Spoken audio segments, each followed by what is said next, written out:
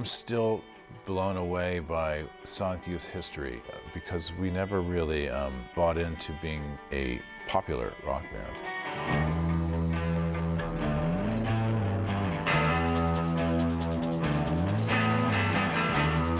In Sonic Youth, it was a complete democracy. I mean, there's not a Sonic Youth record that has any credit beyond all words and music by Sonic Youth. Can we go to another candlelight road? Smoke of dreams, they pull you in. I call the record Rock and Roll Consciousness. The word consciousness is always being bandied about. And I was like, well, where do I find my solace and where do I find that sense of meditation, that sense of, being at one with the universe? And I said, I just find it in what I do with playing music and being in love with rock and roll. And so I came up with Rock and Roll Consciousness, and I wrote it down. I said, now I have to write a record or a book or a movie or something to go with this title. And so I decided to write a record because I kind of know how to do that more than the other two things. I moved to New York City in the spring of 1977. New York downtown it was like a bomb went off. All funding from the U.S. government was cut off. There was a famous headline, President to New York City, go yourself, or something like that. It said drop dead.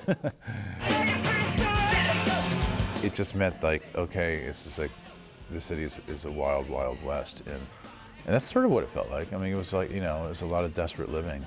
It was probably the last era where you could actually live in a city like New York with no money. It was so exciting, not just culturally, but musically. I mean, all the songs were just completely fantastic right out of the gate. So the first time you hear like Ramones song, Blitzkrieg Bop, it's kind of it's a great moment. Go, let's go. The forming in a straight line. They're going through a tight one. New York is almost completely defined by real estate right now. In fact, it's lorded over by a real estate man, who's taken the reins of the presidency. Donald Trump, was always amusing through the 80s because you would see this kind of thuggish personality entering into high society, and you could see high society, which was, for the most part, very educated, intellectual, social group, accept him because he had money, and he would blow in and out of these places and be amusing at best.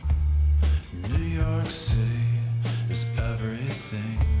The fact that he's sort of gotten involved in this complete swindling of America, moving in this all-white male jury, I can only hope that, it can be mollified at best, until we can start using the power of democratic vote to oust this cabal of buffoons.